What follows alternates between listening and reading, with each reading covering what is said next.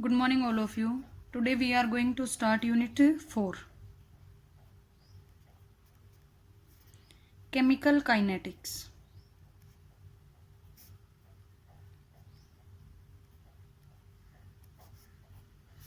ठीक है भाई, हमारी Unit 4 है आज केमिकल काइनेटिक्स। देखो भाई, हम 10th 9th क्लास से पढ़ते आ रहे हैं। हमारे पास हमें रिएक्शन की स्टडी करनी होती है, जिसमें क्या होता है, जो रिएक्टेंट होते हैं वो प्रोडक्ट में डिसोसिएट होते हैं। ठीक है भाई, रिएक्टेंट हैं वो किस में डिसोसिएट होते हैं? प्रोडक्ट में। अब हमें ये नहीं पता कि रिएक्टेंट हैं वो कैसे प्रोडक्ट में डिसोसिएट हो गए। ठीक है, कैसे हमारे पास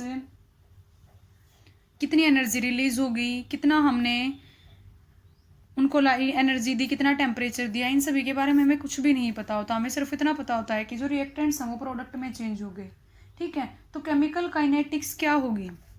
the branch of chemistry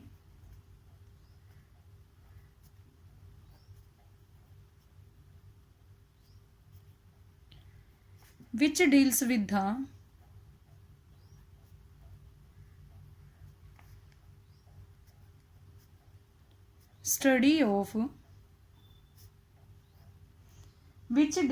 the study of speed or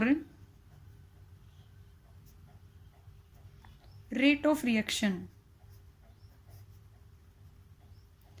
which deals with the speed or rate of reaction, factor affecting the rate of reaction,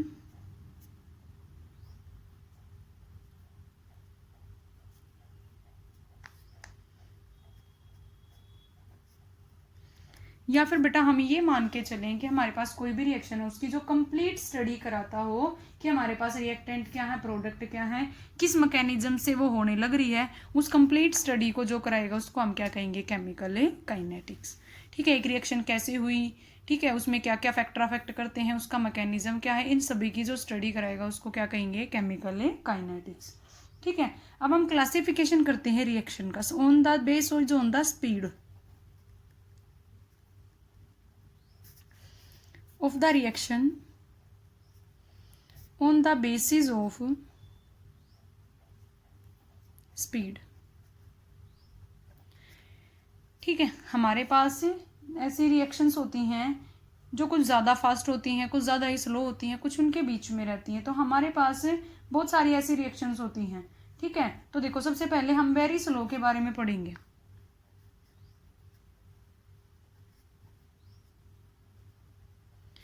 very slow rusting of iron.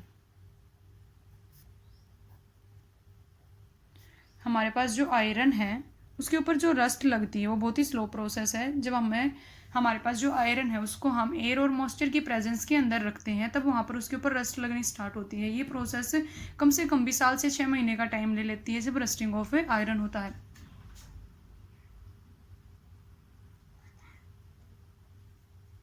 ठीक है भाई, तो उसके बाद हम देखते हैं कि हमारे पास वेरी फास्ट रिएक्शन कौन सी होती हैं।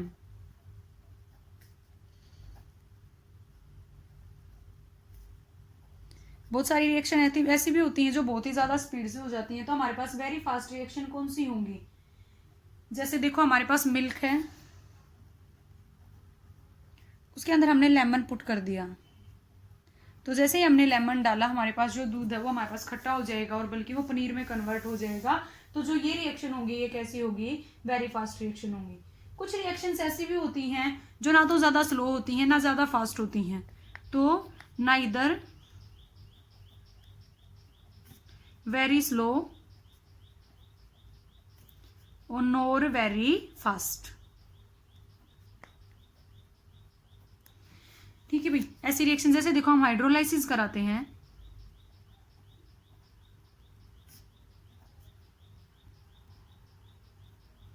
ये डिसोसिएट होता है अपने आयंस के अंदर। ठीक है, जब हम इसका हाइड्रोलाइसिस कराएंगे तो जैसे देखो इसका हाइड्रोलाइसिस कराया तो ये डिसोसिएट होगा, तो इसकी रिएक्शन ना तो ज्यादा फास्ट होगी और ना ही ज्यादा क्या होगी? स्लो होगी। तो हमारे पास 3 टाइप की रिएक्शन हो जाएंगी, वेरी स्लो, वेरी फास्ट और ना इधर वेरी स्लो और ना इधर वेरी फास्ट। ठीक है, इनके लिए क्या रीजन होता है? तो इनको बहुत सारे फैक्टर अफेक्ट करते हैं। टेम्परेचर भी अफेक्ट करेगा, लाइट भी अफेक्ट करेगी, कैटालिस्ट भी अफेक्ट करेंगे, नेचर ऑफ रिएक्टेंट भी अफेक्ट करेगा। तो ये सारे जो फैक्टर होते हैं ये एक रेट ऑफ रिएक्शन को क्या करते हैं, अफेक्ट करते हैं। इन सारे रीजंस की स्टडी हमें बाद में करेंगे। उससे पहले हमें पता होना चाहिए, हमने पढ़ा कि जो केमिकल काइनेटिक्स होती है वो रेट ऑफ रिएक्शन की स्टडी कराती है। तो रेट ऑफ रिएक्शन क्या होता है? रेट ऑफ रिएक्शन, देखो बेटा हमारे पास जो रिएक्टेंट है वो प्रोडक्ट में डिसोसिएट होते हैं। स्टार्टिंग में जब टाइम t 0 था तो हमारे पास रिएक्टेंट की कंसंट्रेशन थी वो मैक्सिमम थी, लेकिन जैसे जैसे टाइम है वो इंक्रीज हो गया। ठीक है, प्रोडक्ट की कंसंट्रेशन है वो क्या हो जाएगी, इंक्रीज हो जाएगी। जब बिल्कुल हमने स्टार्टिंग में रिएक्शन स्टार्ट की तो हमारे पास रिएक्टेंट ज्यादा थे, लेकिन वो धीरे धीरे डिसोसिएट होकर हमें क्या दे रहे हैं, प्रोडक्ट। हमने और तो कुछ लिया नहीं, हमारे पास क्या है, सिर्फ रिएक्टेंट और प्रोडक्ट। तो रिएक्टेंट है वही हमारे पास किस में डिसोसिएट हो जाते हैं, प्रोडक्ट में डिसोसिएट हो जाते हैं। तो जैसे जैसे टाइम इंक्रीज होगा प्रोडक्ट की कंसंट्रेशन इंक्रीज हो जाएगी और रिएक्टेंट की क्या हो जाएगी, डिक्रीज हो जाएगी। तो हम रेट ऑफ रिएक्शन को कैसे डिफाइन कर सकते हैं? Rate of reaction, change in the concentration of any one of reactant and product। ठीक है भाई, चेंज हो कंसंट्रेशन में, या तो रिएक्टेंट की में हो या किसकी में हो, प्रोडक्ट की में हो, उसको हम क्या कहेंगे, रेट ऑफ रिएक्शन। अब ये हमारे पास जो कंसंट्रेशन में चेंज होगा ये टाइम के साथ होगा। तो देखो रिएक्टेंट की कंसंट्रेशन कंटिन्यूअसली डिक्रीज होगी, decrease in concentration of reactants divide by given time, और इंक्रीज इन concentration of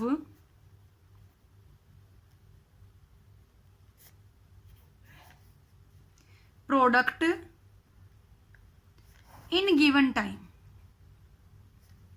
हमें टाइम लिमिट दे रखी है, उस दिए हुए टाइम में जितनी कंसंट्रेशन रिएक्टेंट की डिक्रीज होगी वो हमारे पास क्या होगा, रेट ऑफ रिएक्शन। या जितनी कंसंट्रेशन प्रोडक्ट की इंक्रीज होगी वो भी हमारे पास क्या होगा, रेट ऑफ रिएक्शन होगा। ठीक है, तो हम इसको ऐसे लिख सकते हैं, डिक्रीज। डिक्रीज के लिए हम माइनस का निशान लगा देंगे, ये माइनस का निशान है, ये सिर्फ हमें शो कराता है कि हमारी कंसंट्रेशन है रिएक्टेंट की वो कंटिन्यूअसली डिक्रीज होने लग रही है। Is equal to increase in the concentration of the product. ठीक है भाई, तो हमारे पास कंसंट्रेशन प्रोडक्ट की इंक्रीज होगी तो हमें किसका निशान लगा देंगे, प्लस का निशान लगा देंगे। तो ये क्या होगा हमारे पास, rate of reaction, decrease in the concentration of reactant और increase in the concentration of product. अब हमारे पास रेट ऑफ रिएक्शन है वो टू टाइप का होता है, इंस्टांटेनियस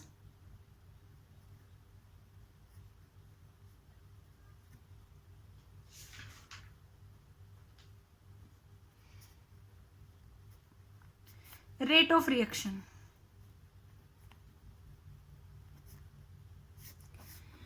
सबसे पहले हम किसके बारे में पढ़ेंगे, इंस्टांटेनियस। इंस्टांटेनियस का मतलब होता है भाई गिवन टाइम, हमें टाइम गिवन होगा, the rate of reaction at any instant of time.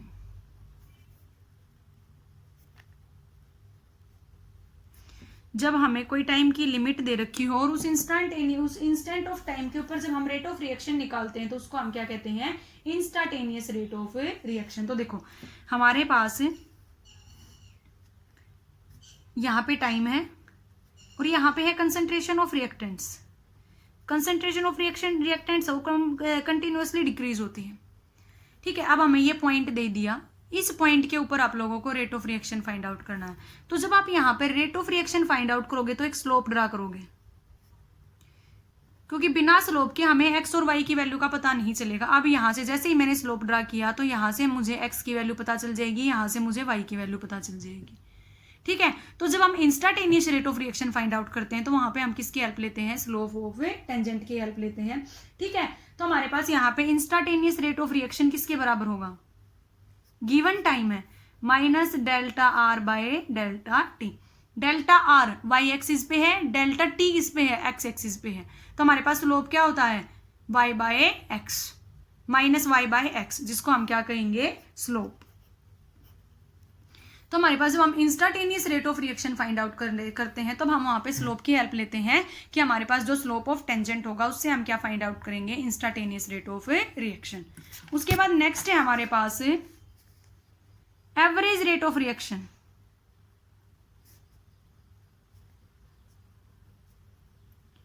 कोई भी हमारे पास जब रिएक्शन होगी तो उसका एवरेज जब हम रेट फाइंड आउट करेंगे तो कैसे फाइंड आउट करेंगे भाई, जब हम average rate of reaction find out करते हैं तो हम क्या करते हैं, फाइनल में से इनिशियल को सब्ट्रैक्ट करते हैं।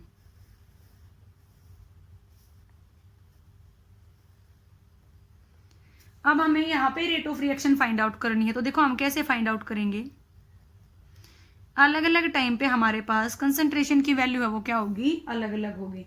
ठीक है, ये हमारे पास x1, ये हमारे पास x2, ये T1 और ये T2। तो जब हम एवरेज रेट ऑफ रिएक्शन निकालेंगे तो किसके बराबर होगा, final value minus initial value x2 minus x1 divide by T2 minus T1। तो जब हम एवरेज रेट ऑफ रिएक्शन निकालते हैं तो हमारे पास दो वैल्यूज गिवन होती हैं और उन दोनों वैल्यूज के अकॉर्डिंग ही हम एवरेज क्या फाइंड आउट करते हैं, रेट ऑफ रिएक्शन। और हम कंसंट्रेशन किसकी लेके चल रहे हैं, रिएक्टेंट्स की, तो इसको हम डिनोट किससे करेंगे, minus delta R by delta T से डिनोट करेंगे। तो ये होता है इन दोनों में डिफरेंस। जब हम instantaneous rate of reaction find out करेंगे तो स्लोप ऑफ टेंजेंट से फाइंड आउट करेंगे, और जब average rate of reaction find out करेंगे तो हमें अलग अलग वैल्यूज गिवन होंगी और उन वैल्यूज के अकॉर्डिंग ही हम क्या करेंगे, रेट ऑफ रिएक्शन है फाइंड आउट करेंगे। ठीक है भाई, अब यूनिट क्या होगी रेट ऑफ रिएक्शन की, क्या है हमारे पास, concentration divide by time. Concentration क्या होती है, मोल पर लीटर, और टाइम क्या होता है, सेकंड। तो क्या हो जाएगा, मोल पर लीटर पर सेकंड हमारे पास क्या आ जाएगी, यूनिट रेट ऑफ रिएक्शन की आ जाएगी। ठीक है भाई, देखो जब हमें नेगेटिव और पॉजिटिव चार्ज का यूज करते हैं,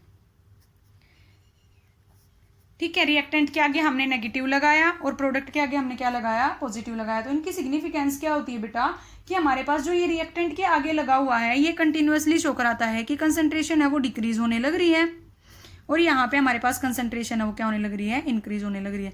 रेट ऑफ रिएक्शन कभी भी माइनस में नहीं होता है, ठीक है, वो माइनस हम खुद से लगा रहे हैं इसलिए कि ताकि हमें पता चल जाए कि रिएक्टेंट की कंसंट्रेशन है वो डिक्रीज होने लग रही है और प्रोडक्ट की कंसंट्रेशन है वो क्या होने लग रही है, इंक्रीज होने लग रही है।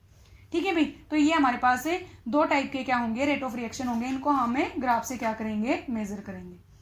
उसके बाद rate of reaction find out कैसे करते हैं, जब हमारे पास कोफिशिएंट गिवन हो, जैसे देखो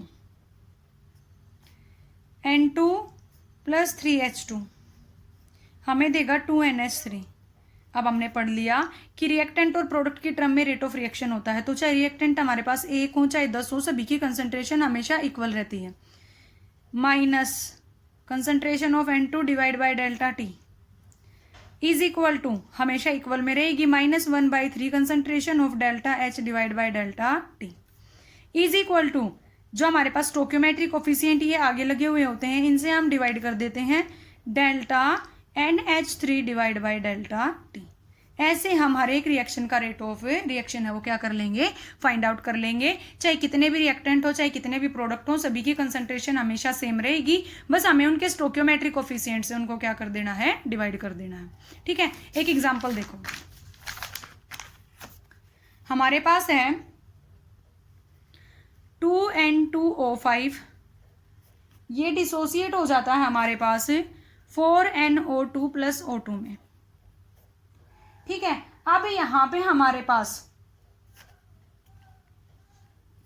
NO2 की कंसंट्रेशन गिवन है, कंसंट्रेशन ऑफ NO2 हमें गिवन है, कितनी दे रखी है, 2.0 इंटू 10⁻⁻² मोल पर लीटर। अब कहता है find out the rate of reaction in term of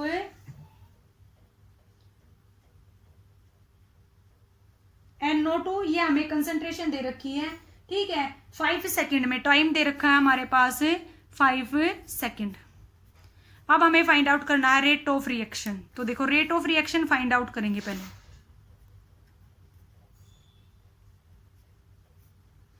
rate of reaction हम किसकी टर्म में फाइंड आउट करेंगे भाई, NO की टर्म में फाइंड आउट करेंगे। तो NO की टर्म में फाइंड आउट करने के लिए देखो रेट ऑफ रिएक्शन होगा क्या, पहले टोटल निकालो, -1/2 concentration of N2O5 divide by delta T is equal to 1/4 concentration of NO2 divide by delta T is equal to concentration of O2 divide by delta T। अब हमें rate of reaction किसकी term में find out करना है, NO2 की में, क्योंकि concentration और टाइम इसी का गिवन है। सबसे पहले देखो 1/4 रेट ऑफ रिएक्शन कितना है 2.0 इंटू 10⁻⁻², और हमारे पास क्या है साथ में, हमें किससे डिवाइड कर देंगे, 5 से डिवाइड कर देंगे। हमारे पास क्या आंसर आ जाएगा, 5 से डिवाइड किया 4, ठीक है भाई, 5 से डिवाइड कर दिया तो क्या आ गया हमारे पास 4, और 4 से 4 क्या हो जाएगा कट, मतलब हमारे पास एक पॉइंट ही हटेगा तो यहाँ पे मल्टीप्लाई में 10 आ जाएगा और 10 ऊपर चला जाएगा, क्या हो जाएगा 10⁻³ मोल पर लीटर पर सेकेंड। ठीक है भाई, क्या आ जाएगा मोल पर लीटर पर सेकेंड। यह हमारे पास क्या आ गया, rate of reaction in term of in term of NO2। ठीक है भाई, किसकी टर्म में फाइंड आउट कर लिया हमने, NO2 की टर्म में फाइंड आउट कर लिया। नेक्स्ट हमें फाइंड आउट करना है N2O5 की टर्म में। तो देखो ये दोनों इक्वल है, दोनों के आगे इक्वल का निशान है, तो देखो -1/2 concentration of N2O5 divide by time किसके बराबर होगा, concentration of NO2 divide by delta T। ये 2 इधर आगे मल्टीप्लाई हो जाएगा, concentration of N2O5 divide by delta T को एज इट इज रखो, 2 डिवाइड बाय 4। NO2 की कंसंट्रेशन कितनी दे रखी थी 2.0 इंटू 10⁻⁻², और टाइम कितना दे रखा है भाई 5। वही क्या होगा, ये कट होके इधर 10 आ जाएगा, 4 से 4 क्या हो गया कैंसिल हो गया हमारे पास। ठीक है, 2 5 = 10।